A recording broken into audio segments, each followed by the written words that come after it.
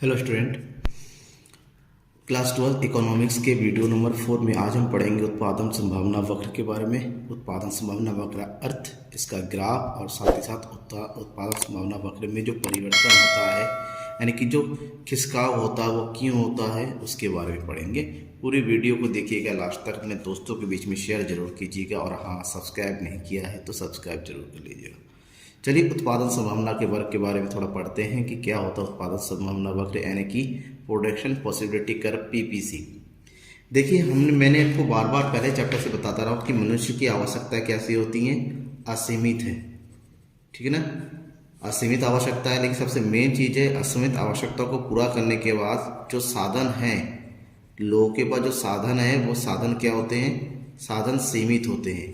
यानी कि इन सीमित संसाधनों को लोगों के विभिन्न प्रकार के विभिन्न वैकल्पिक रूप में इसका प्रयोग करना पड़ता है ताकि आवश्यकताओं की अधिक से अधिक क्या मिले, संतुष्टि मिले।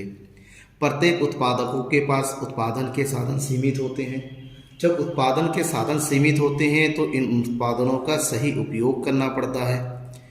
तो ऐसे में इन साधनों के उपयोग के द्वारा वस्तुओं और सेवाओं का जो उत्पादन किया जाता है तो उनके बीच में एक क्या बना, सामंजस्य बिठाना होता है। और मान लीजिए एक उपभोक्ता कोई दो वस्तु ए और वस्तु बी का उत्पादन करना चाहता है और उसके पास साधन क्या होते हैं, सीमित होते हैं। तो इन दोनों के बीच में, उन सीमित साधनों के बीच में एक उचित सामंजस्य बैठाना पड़ता है, जिससे कई संयोग बनते हैं, जिन संयोगों के द्वारा दोनों वस्तुओं का उत्पादन हो सकता है। तो संयोग की जितनी भी संभावनाएं बनती हैं, उत्पादन इन दो वस्तु सीमित साधनों के द्वारा इन दोनों वस्तुओं के उत्पादन की जितनी संभावनाएं बनती है, जब इन संभावनाओं को हम वक्र के माध्यम से प्रेजेंट करेंगे तो इसी को हम बोलते हैं उत्पादन संभावना वक्र। ठीक है ना। अब एक एग्जांपल के साथ समझिए, जैसे हम दो वस्तु का उत्पादन करेंगे, हमारे पास 100 रुपये है, 100 रुपये है, 100 रुपये से आपको प्याज भी लेना है और 100 रुपये के साथ आपको आलू भी लेना है।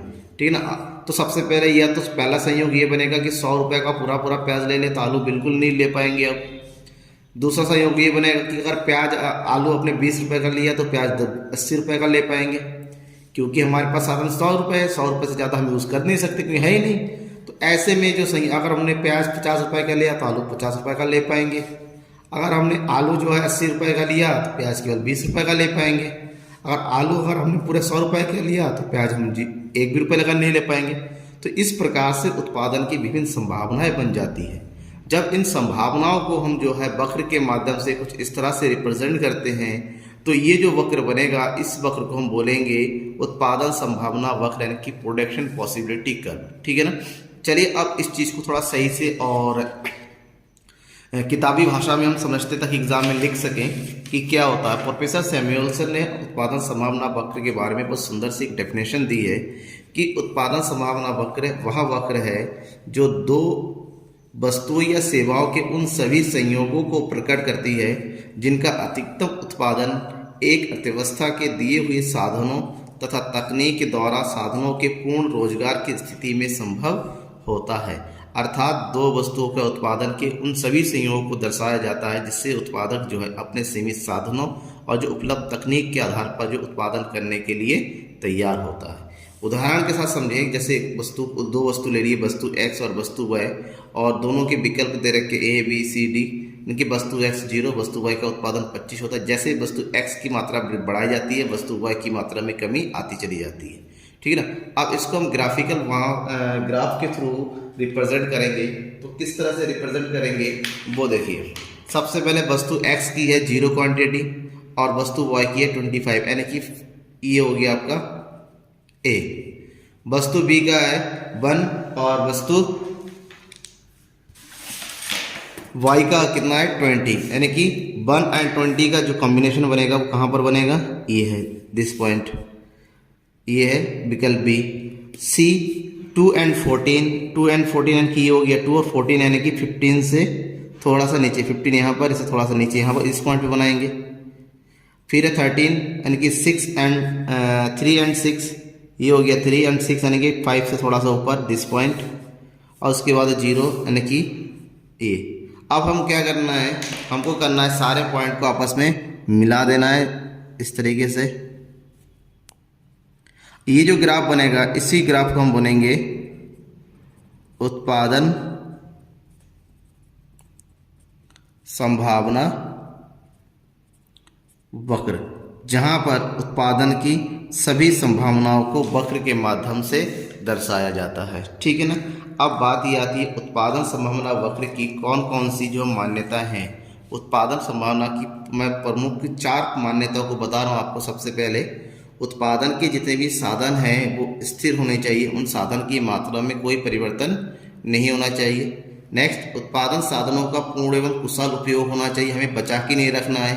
ठीक है ना। जितने साधन है सबका पूरा का पूरा यूज़ कर लेना है।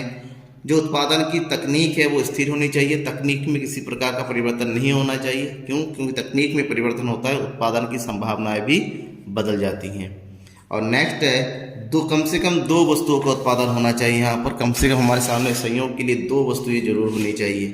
ठीक है ना। अब उत्पादन संभावना वक्र की विशेषताओं की बात करें तो उत्पादन संभावना वक्र की 2 प्रमुख विशेषताएं हैं। नंबर 1, उत्पादन संभावना वक्र बाएं से दाएं नीचे की ओर गिरता हुआ होता है। ठीक है ना। जैसे भी ग्राफ ने बताया, ये बाएं से दाएं नीचे की ओर आता हुआ दिखेगा हमेशा। ठीक है ना, पहला। और दूसरा होता है उत्पादन संभावना वक्र मूल बिंदु की ओर नतोदर होता है। नतोदर का मतलब मूल बिंदु की ओर झुका हुआ होता है। ऐसा क्यों होता है?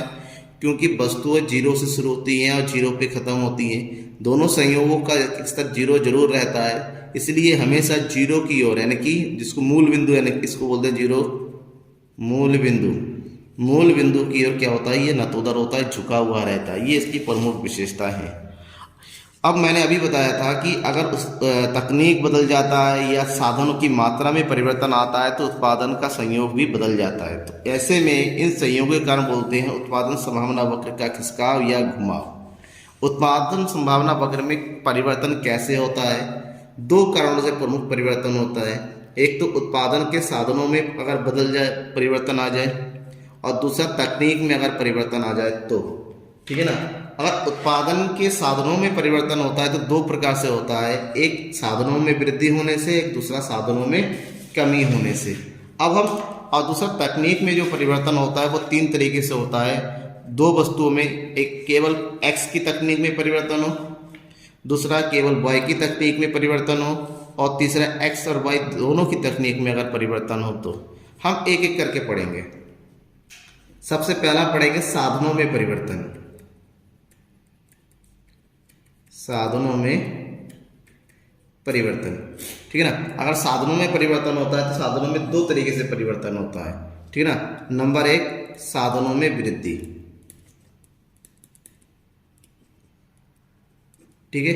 अगर साधनों में वृद्धि होती है तो ध्यान में रखिएगा, अगर उत्पादन के साधनों में वृद्धि होती है तो जो ग्राफ होता है कुछ इस तरह से जो ग्राफ बनता है, मान लीजिए नॉर्मल ग्राफ है, ये हो गया ए और ये बी। ठीक है ना। अगर साधनों में वृद्धि होती है तो उत्पादन संभावना वक्र आगे की ओर बढ़ जाएगा। क्यों? क्योंकि दोनों वस्तुओं की जो मांग है, दोनों वस्तुओं का जो ग्राफ है वो भी आगे बढ़ जाएगा, उत्पादन बढ़ जाएगा, तो ये बढ़ के हो जाएगा A+B1। यानी कि ये जो इंक्रीज होगा क्या हो जाएगा? अगर उत्पादन में भी उत्पादन के साधनों में वृद्धि होती है तो उत्पादन में भी क्या हो जाएगी? वृद्धि हो जाएगी। उत्पादन संभावना वक्र आगे की ओर खिसक जाएगा। ठीक है ना। दूसरा कंडीशन नंबर 2, उत्पादन के साधनों में कमी। अगर उत्पादन के साधनों में कमी होती है तो किस प्रकार से उत्पादन पर संभावना पर फर्क पड़ेगा? ये देखिए, ये है नॉर्मल टाइम ए और बी। अगर उत्पादन के साधनों में कमी होती है तो उत्पादन संभावना वक्र नीचे की ओर खिसक आता है इस तरीके से। ठीक है ना। तो ऐसे में ऐसा इसलिए होता है क्योंकि उत्पादन के साधनों में कमी का मतलब होता है उत्पादन में कमी होगी, इससे उत्पादन संभावना वक्र जो है नीचे की ओर चला आता है अपनी जगह से। ठीक है ना। तो ये तो होगी साधनों में परिवर्तन के कारण। अब दूसरा जो मेन पॉइंट है, तकनीक में परिवर्तन। तकनीक में परिवर्तन से 3 प्रकार के से बदलता है। नंबर 1 कंडीशन, जब केवल x में वृद्धि हो, x की तकनीक में परिवर्तन, केवल x की तकनीक में अगर परिवर्तन होता है तो ऐसे में क्या होता है? मान लीजिए वस्तु 2 है, एक x और वस्तु y। यहां पर लेंगे हम वस्तु x और ये हो जाएगा वस्तु वाई। ये नॉर्मल पीपीसी है ए और बी, ठीक है ना। अब वस्तु एक्स, अब कह रहा है तकनीक केवल एक्स वृद्धि, एक्स की तकनीक हुई तो केवल एक्स की उत्पादन में वृद्धि होगी, यानी कि बी क्या बन जाएगा B1।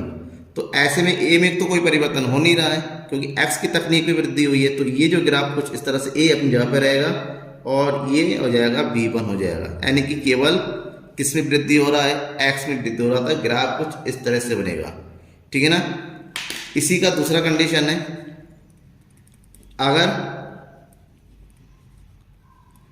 बॉय की तकनीक में वृद्धि परिवर्तन हो तो क्या होगा। अगर बॉय की तकनीक में परिवर्तन होता है तो जैसे ये ग्राफ है, जैसे एक्स का बना था उसी से आप वाई का बनेगा। ये हो जाएगा वस्तु एक्स, वस्तु वाई, नॉर्मल ग्राफ है। ये होगी ए बी। अब मैंने कहा कि वस्तु बॉय की तकनीक में परिवर्तन हो रहा है तो ये हो जाएगा A1 और ये ग्राफ कुछ इस तरह से बनेगा, ठीक है ना, ऐसे। अब बात आती है थर्ड कंडीशन की, condition number third. Condition number third में ये होता है कि एक्स और वाई दोनों में परिवर्तन हो, एक्स और वाई दोनों की तकनीक में परिवर्तन। अब एक्स और वाई दोनों की तकनीक में परिवर्तन होता है, क्योंकि दोनों में परिवर्तन हो रहा है तो दोनों में ही समान वृद्धि होगी। ये हो गया नॉर्मल पीपीसी ए बी, ये हो गया आपका वस्तु एक्स, ये हो गया वस्तु वाई। दोनों में परिवर्तन होता है तो दोनों में समान वृद्धि होगी, लाइक दिस, ठीक है ना। ये हो गया A1 और ये हो गया B1। ये खिसक के कहाँ चला जाएगा, आगे की ओर चला जाएगा। क्यों, क्योंकि दोनों की तकनीक वृद्धि हो रहा है तो दोनों की तकनीक में होने पर दोनों के उत्पादन में समान वृद्धि होगी, एक जैसी वृद्धि होगी, ठीक है ना। Thank you.